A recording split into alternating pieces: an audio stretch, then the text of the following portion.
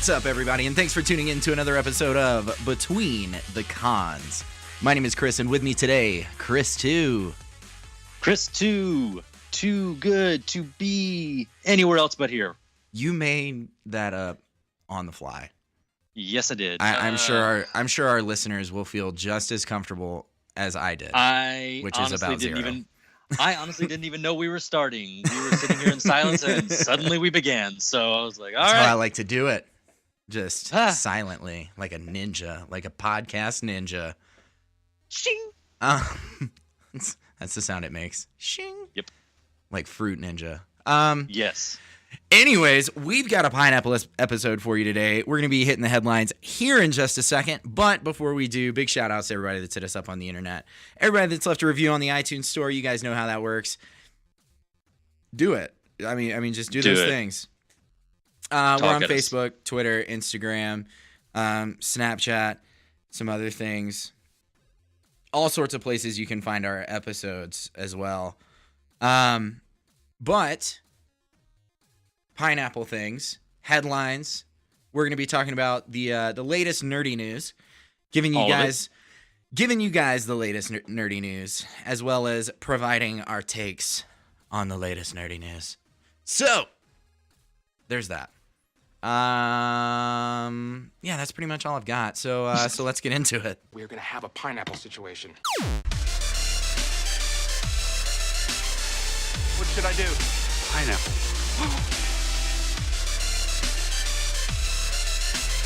The word that cannot be spoken. Pineapple. Just want to say pineapple. If Pineapples are fun. My dad used to Pineapple. throw them at me. Pineapple. Seriously? Wow. All right. First up, we had a couple of big trailers dropped this past weekend. Yeah, we did. First, we had the Justice League trailer premiered at New York Comic-Con on Sunday. And then right after that, not to be outdone, not to be forgotten, because who could possibly forget, Star Wars The Last Jedi dropped its trailer the following day on Monday during Monday Night Football. And movie theaters started accepting pre-orders for tickets.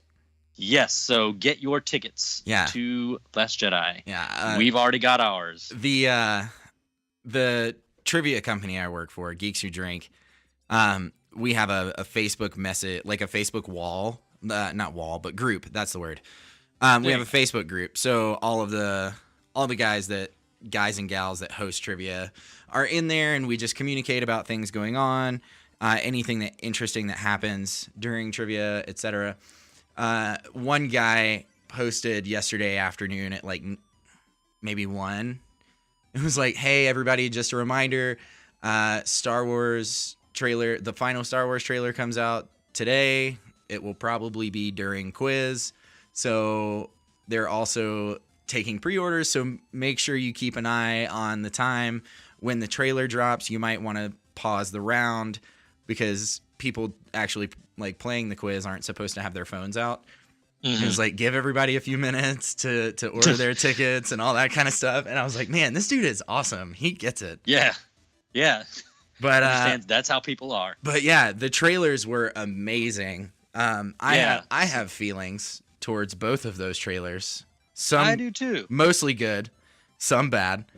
But the some bad is just at Justice League, and it's just because I'm afraid. Yeah, I am too. I mean, I'm just afraid to trust it. We've had so many good DC trailers and so few good DC movies.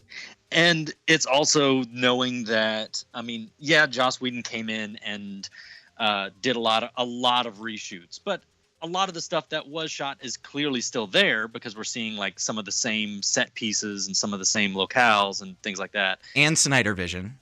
And Snyder Vision. So like clearly, as much of a miracle worker as Joss Whedon is, he can't reshoot a whole movie in just a couple months. Right. As much as we would love for him to do that. Right. So there's still going to be a lot of that stuff, especially after post-production had started.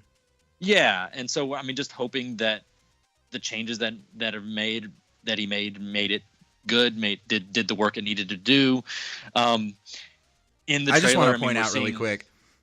Kris just said, "Let's hope the work that Joss Whedon made it good, insinuating that Zack Snyder was the problem with the DCEU. Thank you. That's the end of the episode. That's all I needed. You guys have a great night. That's all I'm here for. I wanted to push that statement out of you. Just that Zack Snyder was and always has been the problem. It was painful, like having a baby. A very sad baby. But the Star Wars trailer is exciting. I was excited by the Star Wars trailer. It's got a lot of the same touchstones. You know, we've got some epic voiceover from Luke, and also things from we've got Kylo talking about killing the things he loves, while overlaid over a shot of him and Leia looking not at each other, but they're in their respective ships, and it's implied that their ships are facing one another and he might shoot at her. I don't know. Yeah, and he puts his finger on the go-go button. Yeah, on the go-go trigger button. There's definitely going to be some stuff that it's either really good editing for the trailer, or it's going to be like a really touchy moment.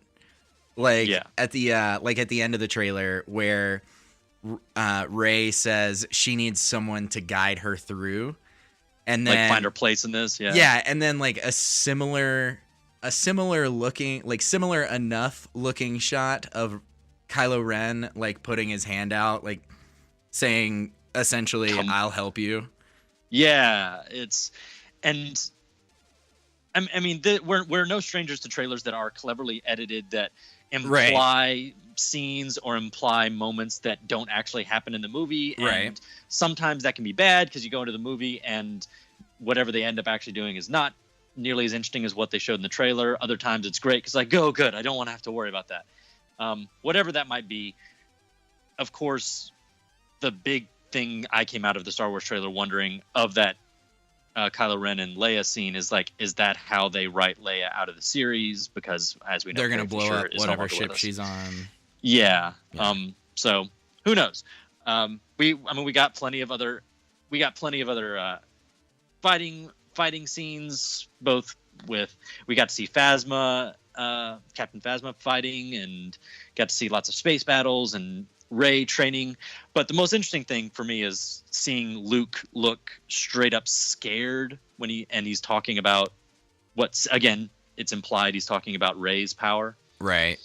So what that might mean, how that might connect to his statement about, the Jedi must end and all that stuff. So as you can tell, lots of hype. We're very excited. So much hype.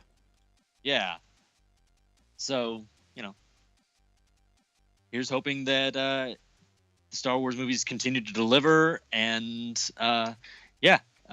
and also hoping good things for Justice League, especially all things considered. All things considered. All things considered. Really hope that we get to see more of who they're actually fighting, and they're not just fighting the color red, as it looks like in the trailer. Yeah, like just a lot of red. Fly people and the color red.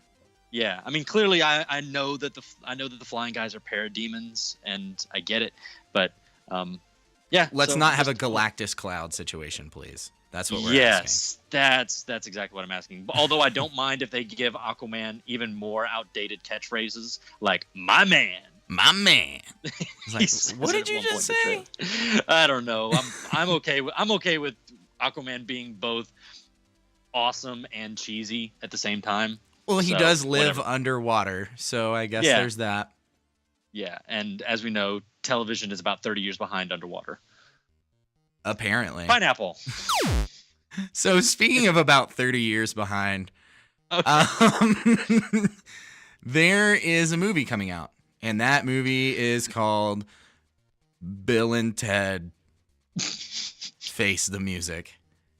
And yes, it is the third movie in the Bill and Ted trilogy, which is now a thing we get to say. But Keanu Reeves has been talking about this for years. I mean, we've been talking about it on this podcast for years. So it's one of those things. A couple months ago, Keanu Reeves came out and said, "We're getting closer, but we're not getting closer," which was really cryptic. Now he's coming out and saying we're really close. We have a title. We have the story in place. We have like the script for the most part. They're still doing some script edits, but like this movie is probably going to come out in the next couple of years. That's a thing that's going to happen to us, for us. Great. Personally, I could not be more excited. I'm very excited. I love Bill and Ted's Excellent Adventure. Bill and Ted's Bogus Journey was not nearly as good, but it was still a excellent time. Yeah, it's still fun. Yeah. And, also these movies are not as much as I really love them, it's not like they're the same, I don't know, level of cultural touchstone that I'm like, do not touch this thing that I love. It's right. Like, I had a really fun time. And if Keanu Reeves in his 50s wants to go back and do a Bill and Ted movie, but fine, the funny part was that he said it opens with them playing music, like them playing guitar to an empty room. So it opens the same way with the Wild Stallions, like essentially in their garage doing the ridiculousness that is Bill and Ted. Just like the first one, which I thought was really cool. I thought that was really neat. I'm really excited to see that movie. I legitimately could not be more excited for a almost certainly terrible movie. Yes. But I'm really excited. So that's pretty much that. I mean, I just wanted to talk about Bill and Ted on this podcast some more. So, Pineapple. Speaking of things getting closer but not getting closer, Game of Thrones has started production on season 8. Just now. They their initial shooting has begun in Belfast, and it's estimated that they'll be shooting could take up to 6 months, because even though they're only doing 6 episodes, those are going to be 6 feature-length episodes, meaning 6 episodes that are the length of a movie. Hour and a half, 2 hour episodes. Yeah. Yeah, and which I'm excited for. Yes, it's great. Especially it helps because all of these many various storylines are all converging into 1 or 2 locations. So there's just more stuff to cover in a short amount of time. So, but unfortunately, because they have to start shooting later, as in now, because they have so many scenes have to happen during winter. Right. Because winter has come. Yeah, spoiler alert, winter is here. But because of that and the length of the shooting and then all the post-production that has to go into it, because you got to have those dragons, it's not been confirmed, but that was so salty.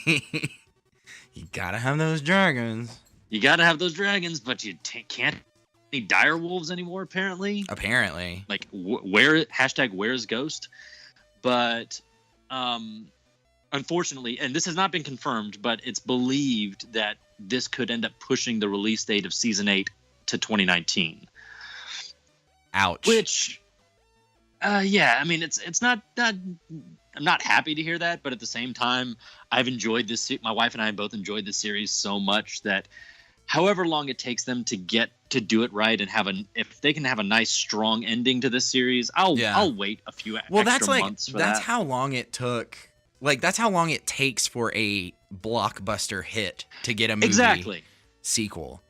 And they're essentially going to be doing anywhere from, in reality, like 10 to 12 hours of footage, of show footage that they're going to be releasing. So that's a lot to get done with all the effects and all the elements they have to do all together in that amount of time. So, yeah whatever. Just some other points about the shooting schedule. This is also a spoiler alert for season 7. So I know you haven't watched season 7, so I guess cover your ears if you don't care. But Christopher Hivju, whatever, he plays fan favorite Tormund. He was spotted on set, so it appears that he may have survived the catastrophic events at the end of season 7 in the finale. For now, of course, it could also. No one survives the Game of Thrones. True. I mean, it could be a flashback moment, or it could be they start the series off with us getting to watch him die. Who knows? They love to make us suffer. Right. Now, plot details, of course, are closely guarded. Episode 1 opens with him dying. I'm calling it. I'm calling it right now. Wouldn't be surprised, honestly. I've watched all of Game of Thrones. I feel nothing anymore. I feel nothing. But plot has, of course, the details are closely guarded secrets, especially after HBO had that big hacking incident and like episodes were released early online. They're doing everything they can to take precautions to make this to keep this final season secret, because everyone's going to want to know everything that's going on. Oh, and they will still Liam get Cunningham, leaked. They will. I mean, first, actor Liam Cunningham, who plays Sir Davos, the Onion Knight, said that he already has all 6 scripts, but he can't open them because of all the security. I can't walk out with them. And HBO is also reportedly also planning to shoot multiple endings. So if anyone tries to snap pictures of the final shooting, that they won't be able to know whether or not they're actually seeing something real or something fake. That's like The Walking Dead. They shot every character dying for the scene with Negan. Yeah, and didn't tell any of the characters who was going to die until it aired, and that's how Glenn found out he lost his job. Right. That's terrible. Which sucks. Yeah, that sucks. But at the same time, I mean, like this has been one of the most, or I guess it's been HBO's most successful show and one of the most successful shows in all time on television. Right. So of course the final season is hotly anticipated, and people are going to be doing everything they can, and paparazzi are going to do everything they can to try to get those secrets. Yes, they're still going to get hacked. It's never going to stop unless HBO, I don't know, stores the files on a Windows 95 that is not networked to anything else. And oh man, they'd have to go full DOS or fully paper. Yeah, like so that's the only way. Like, or complete analog. They store all the files on a hard drive that then they have to bury in a mountain keep somewhere. And they shoot it on actual film. Yeah, no digital film. So who knows what else precautions they're going to take to hide this finale? I don't know. I'm super excited about it. I've loved the series from the beginning, and I'm very excited for the ending. The show has really picked up in pace this last season, and man, it looks like it's not going to be stopping till the end, because we only have 6 more episodes, guys, and then it's over. Wow. So, pineapple. The VP of sales at Marvel in April came out and basically said the most ignorant thing any person could say. He said, our consumers do not want diversity of any kind. In a nutshell. Basically...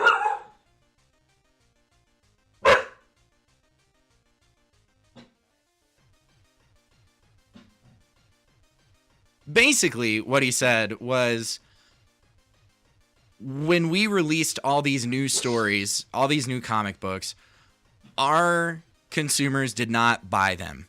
When we brought in women, when historically it's been men. When we brought in a person of color, when historically it's been a white person. And he has translated that. He translated that in April to say, because our sales have not been as high as we forecasted, we're guessing that people just don't like that these superheroes are not white men, which is dumb. Yeah, clearly that's what we're saying, and we're not saying that maybe. I don't know. I remember when this happened. There was some of it had to do with advertising, some of it had to do with. Maybe people were just butthurt that they still liked Logan Howlett as Wolverine, and they didn't want to see X-23 take over the mantle. Or maybe they liked Tony Stark because he's a sarcastic, funny man who is loaded. He's a playboy, which, I mean, your readership for comic books it's getting more mainstream. But historically, it's a bunch of lonely nerds, self included. But Like maybe they liked that and they didn't want to see Riri Williams take over as I think 13-year-old black girl. Like they didn't want to see someone else take over the Iron Man mantle, not they didn't want to see a 13-year-old black girl take over. Yeah, and it's also I mean, there is that need, there is the need for diversity in comics, absolutely, but at the same time it almost basically how I feel about it is that it almost feels like it's a half measure when we're saying, okay, well, here's a character that already exists, we're just going to turn it into this, right? And instead of creating new heroes. Yeah, which is harder. It is harder. It is way harder, for sure. It's a bigger risk, but also there have been successful examples of that, and I mean every successful superhero right now is a successful example of that. Like somebody had to make up Spider-Man once upon a time. Somebody had to make up Batman once upon a time. Like these characters were made up once upon a time. Wonder Woman was made up once upon a time, far before the time that it was socially acceptable for a woman to be a superhero. But before I go down this road any further, because I will stand on my soapbox. The man himself has something to say. That statement, in combination with our nation's climate right now, with intolerance and racism and hatred and bigotry, Stan Lee, I mean, I doubt he did it himself. He's in his mid-90s, so he probably doesn't really know how to use YouTube so good. But Marvel posted a video to YouTube today of Stan Lee kind of giving a message about bigotry and hatred and intolerance. And he comes out and says, and this is a direct quote, he said, our stories have room for everyone, regardless of their race, gender, religion, or color of their skin. The only things we don't have room for are hatred, intolerance, and bigotry.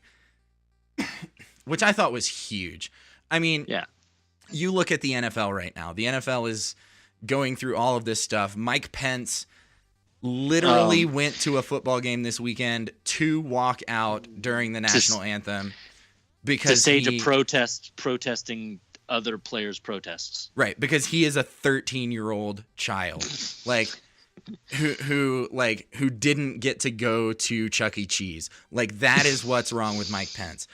But like this kind of stuff is important. It's important to happen. It's important to say, and having it come from the legend of Stan Lee, or the legend that is Stan Lee, the man who's most firmly associated with comic books. Like I know Jack Kirby did wonderful things for Marvel and for DC. There are tons of people out there, but no one has nearly as much name recognition as Stanley Lieber. Yeah. And that's the thing about this is like he created these white characters. Stan Lee created a white Spider-Man. Miles Morales is a thing, guys. He is a black guy. And it's important. It's just important that this is out there. I think it's like 2 minutes. And I think everybody should go check it out. I think it's a really cool thing.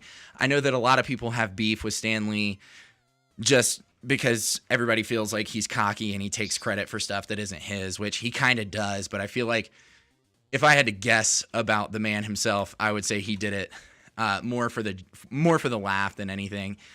But it's a really important video, and it's really neat to see it come from Stan Lee himself, who, I mean, he's 94. He lived through, he's a Jew that came to America. He lived through World War II in America as a Jew.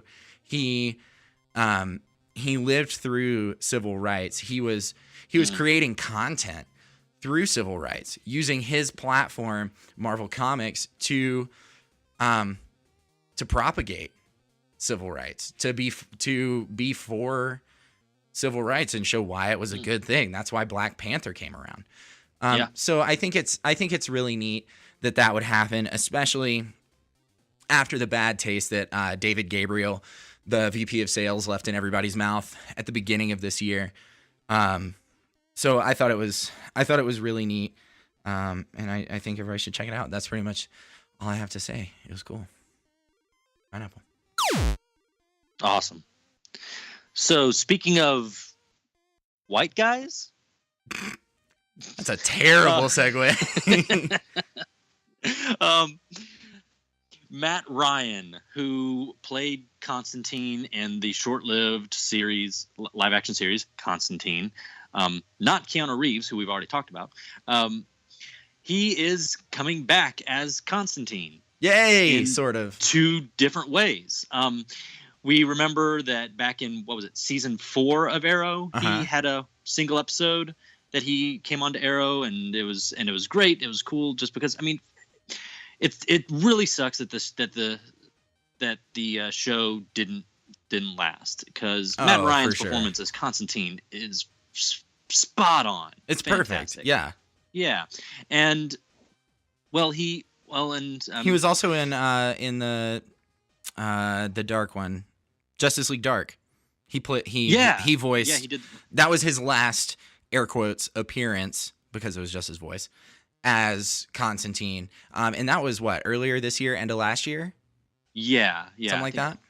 Something like that. I think it was earlier this year.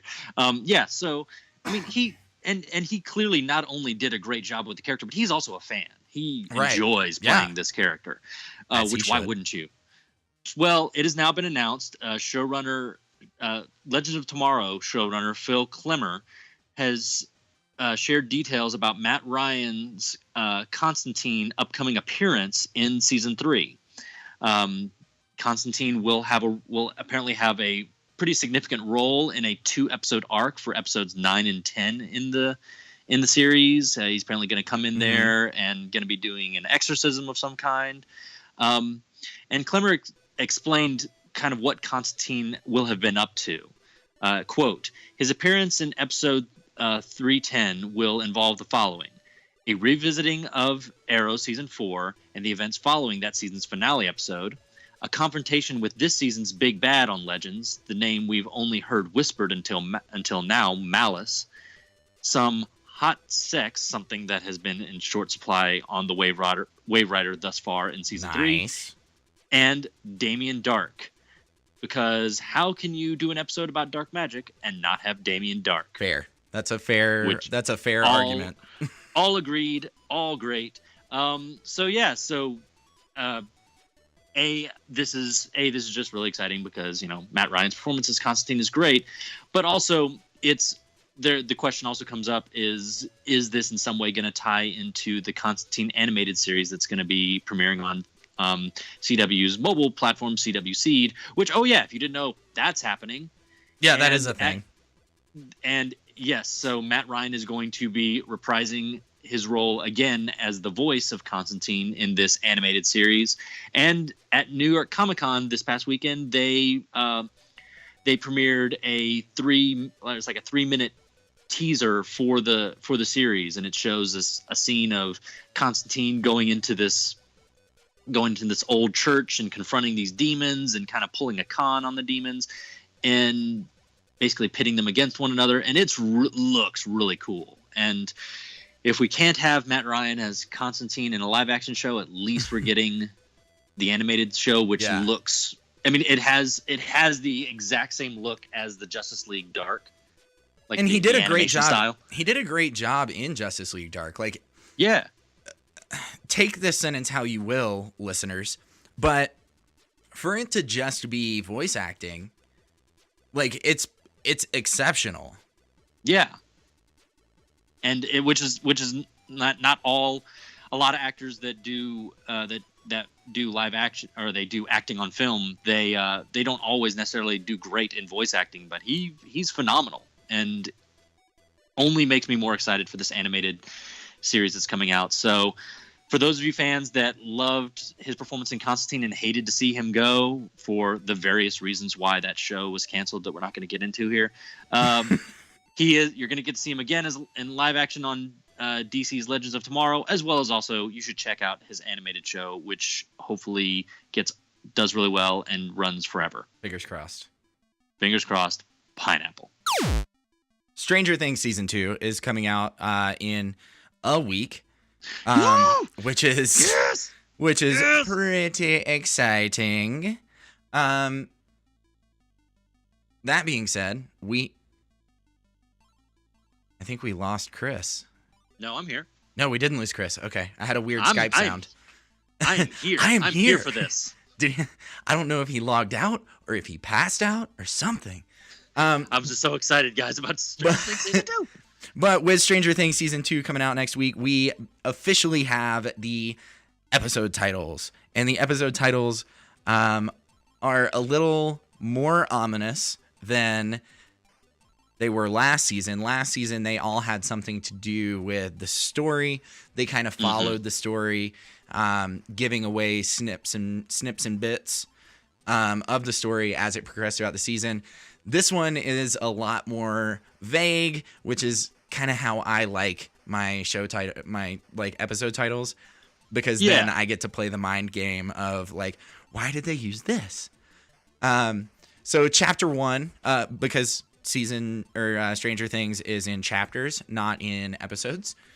Chapter 1 is called Dragon's Lair. 2 is Trick or Treat Freak. 3 is The Pollywog. 4, Will the Wise. 5 is Dig Dug. 6 is The Spy. And chapters 7, 8, and 9 are called Super Duper Secret, which is really freaking cool. I'm so excited. I really love this. I feel like the more ominous, the more vague, the less direct episode titles give us a lot more room to play as far as theorizing. We only have a week. I think it's just a week, right? It comes out on the 16th. Am I making that up? No, I think it actually comes out on the 27th. Yeah, that's right. So 2 weeks, two-ish weeks. Still excited. Right, exactly. So in 2-ish weeks, Stranger Things season 2 is coming out, and I think it gives us that little bit of extra oomph when we're theorizing for the next 2 weeks about what these episodes could be about with Will the Wise. It sounds like that could be a D&D character. Well, it could, but it could also be a question. Yeah. Will the Wise what? So it's kind of that fun thing, and then Dig Dug, the really fun game from classic game systems, Atari. What could that possibly have to do with Stranger Things? It's just fun. It's fun to think about stuff like that. But yeah, I'm really excited about it. October, what'd you say, 27th? 27th. October 27th is when Stranger Things hits Netflix in entirety. Hopefully everyone can get it taken care of before October 31st so you can do your trick-or-treating. Yeah, pineapple. Speaking of awesome stories about creepy things, Neil Gaiman, who we've talked about many, many times on this podcast and all of his great work that he does. I could do a whole podcast just about Neil Gaiman and his many works. Yeah, not just fantastic. An episode, but an entire podcast. A podcast. Yeah. Called, I don't know. I can't call it The Gaiman. But, yeah, you really couldn't. Anyway, Gaiman Land, but no. Gaiman, layman, I don't know. We're working on it. The layman's Gaiman. Layman's Gaiman, yes. There you go. All right, it's happening. Boom. So, when we become rich and successful, that'll be a spinoff. Yeah, we'll do a spinoff of Between the Cons called The Layman's Gaiman. But Dark Horse Comics, they revealed a while back that they were going to be creating the Gaiman Library, which is they're taking a selection of his original short stories and they're adapting them into hardcover graphic novels. And they've now revealed, and they just recently, I think last this past Friday revealed the cover for one of them they're going to be doing, Neil Gaiman's A Study in Emerald. Yeah. Which, for the first one for them to reveal, I'm so excited That's that they a picked good that one. Yeah, the short story is from his collection of short stories, Fragile Things. And it's also been adapted into a popular board game, which I have not played. Michael Ann has it. And I'll tell you right now, I have never been so annoyed unpacking a game as I have when I unpacked Arkham Horror and A Study in Emerald. Oh yeah, the component count on those things insane. is crazy, but they're so cool. And so I have not played it. I have drooled over it at the game store, and really want to play it. So I'll come over to Denver and I'll come play with you guys. Yeah. So, well, I got it as one of Michael Ann's birthday presents. Or I didn't get it. A couple of our friends got it for Michael Ann as a birthday present.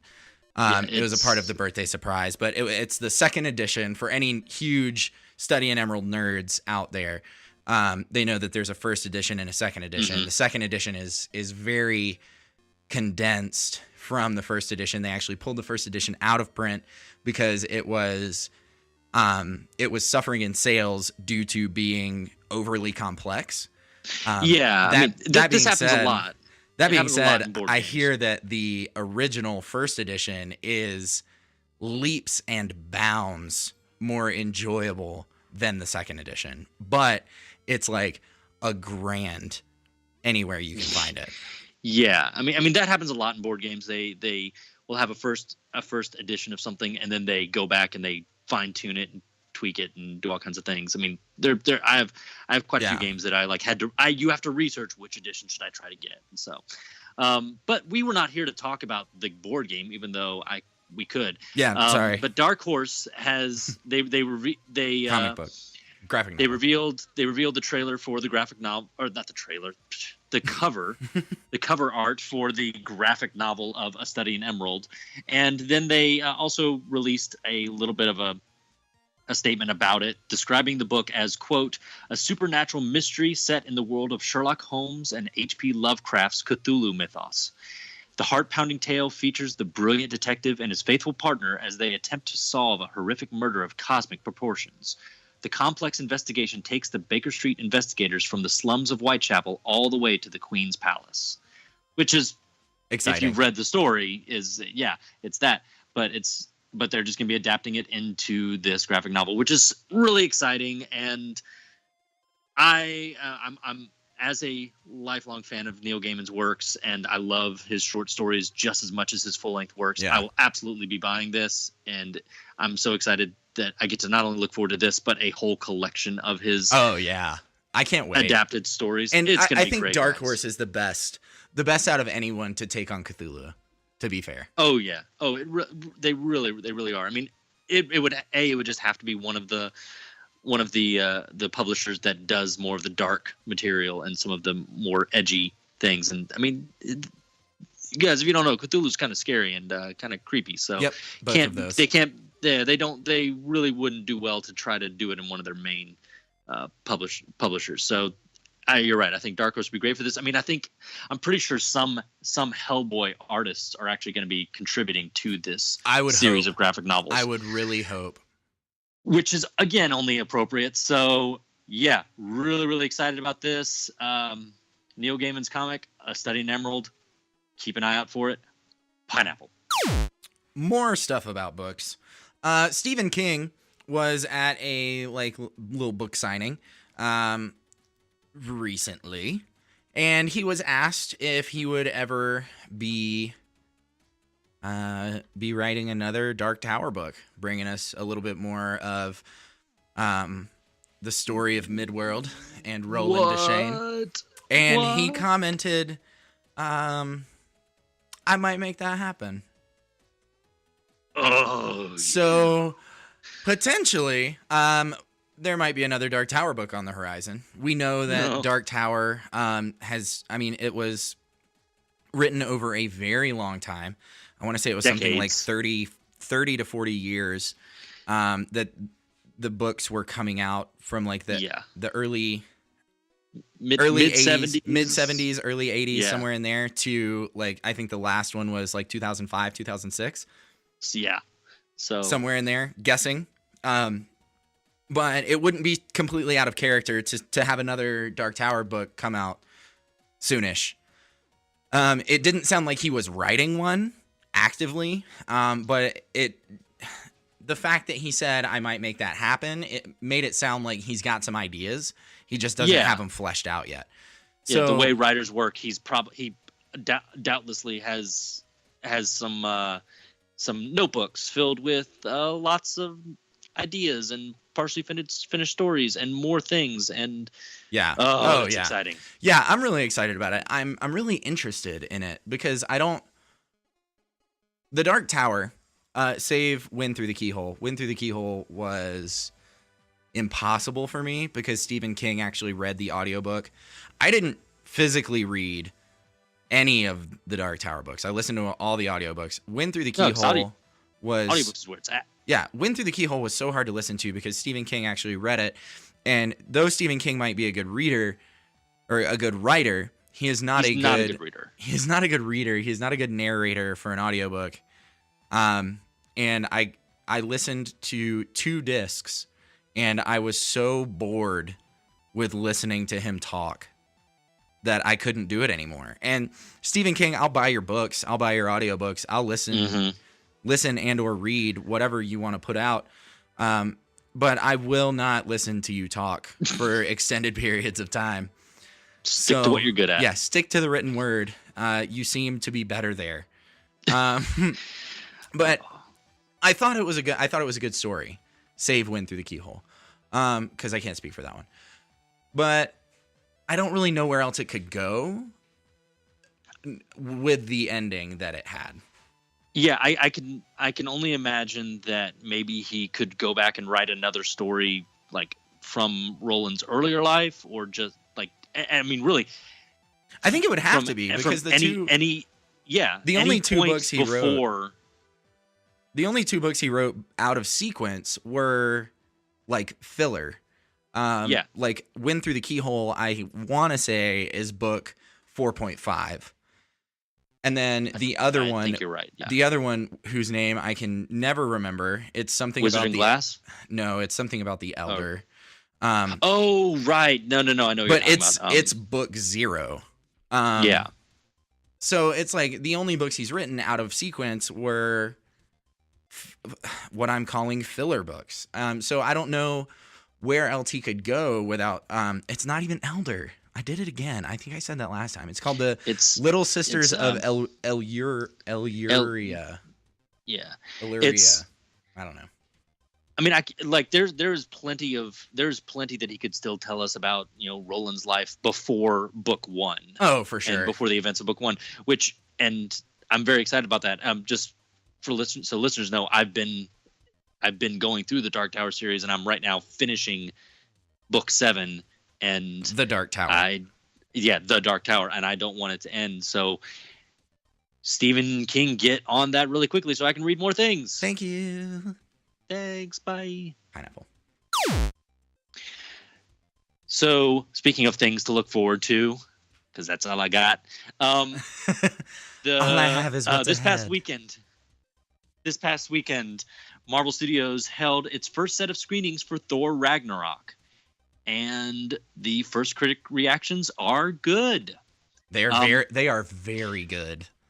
Yeah, I mean, not surprising. Marvel and Marvel, Disney, everybody, they've right now aren't allowing critics to release any full reviews online yet, but they are allowed to comment on their initial feelings on Twitter, because that only serves to build hype. Right. And the Twitter reactions are glowing. Yes, they are. Specifically praising the movie for its humor, as well as also singling out director Taika Waititi, as was also Cate Blanchett's performance as Stella and Tessa Thompson's performance as Valkyrie, saying that the two of them did amazing work as well, and that they steal the show in the movie, which is pretty cool.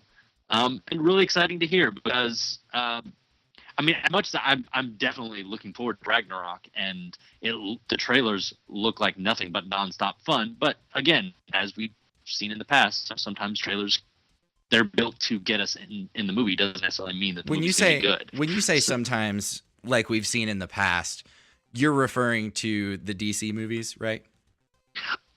We've already covered this, and we're on to a new pineapple topic. So I just wanted to clarify. I just wanted to make sure we're on the same page. But I mean, since the early reactions for this movie are so positive, it also means that this has been a banner year for superhero movies. We had Logan, the Lego Batman movie, Guardians of the Galaxy Volume 2, Wonder Woman, Spider-Man Homecoming, and now Thor Ragnarok. So I guess to bring it around to full circle, that really puts the pressure on Justice League. Yes, it does.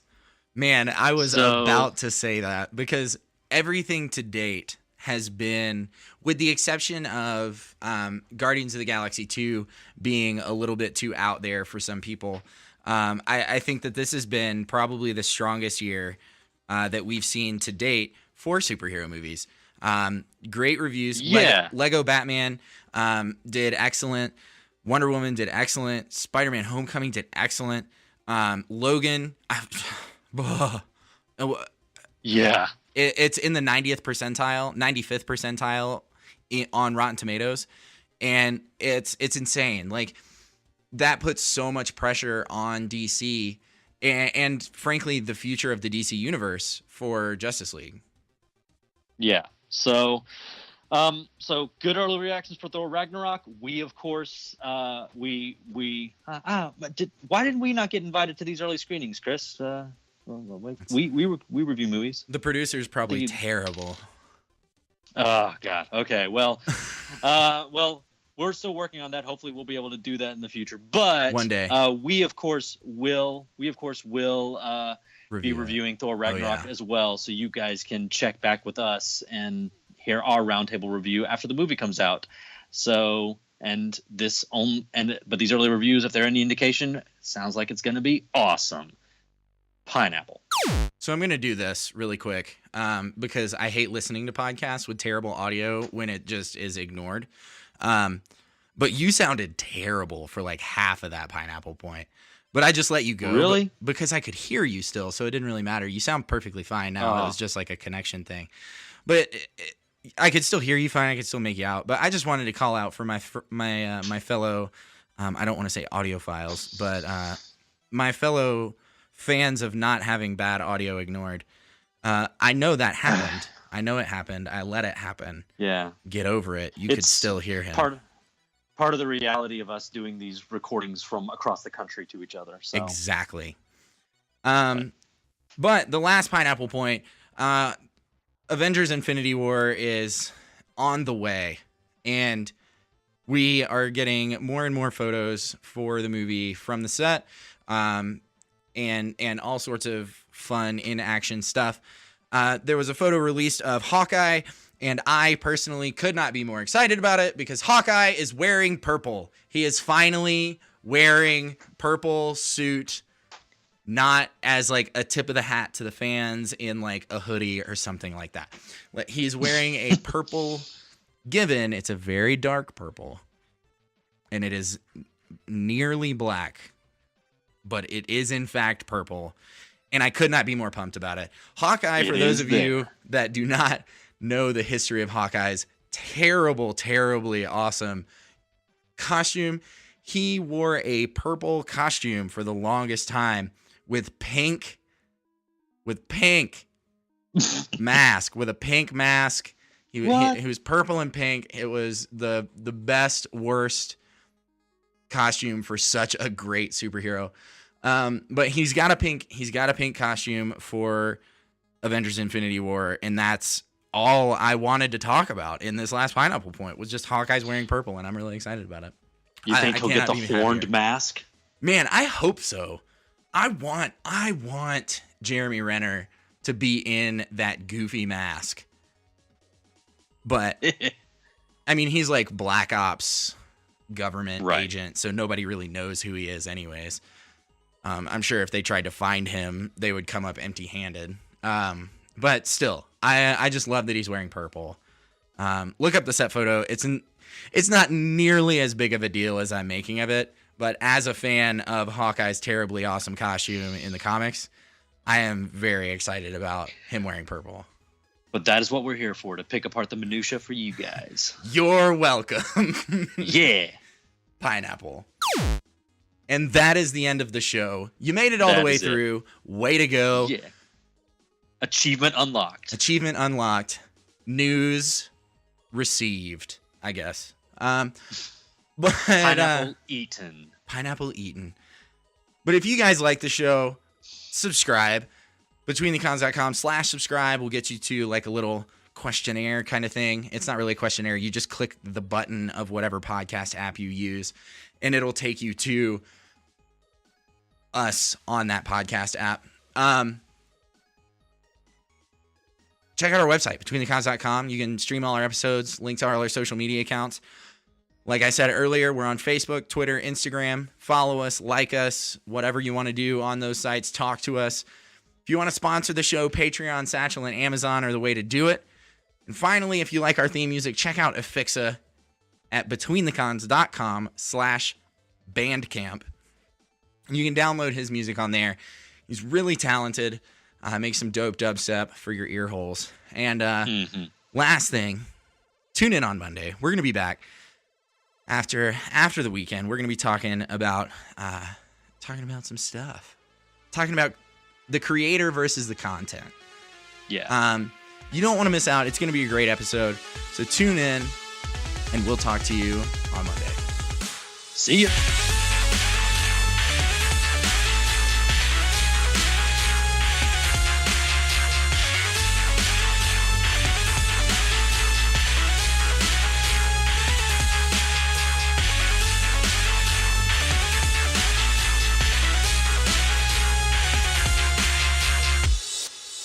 Yeah, it's not surprising. The two books that are the most like a Western are the ones that I love the most.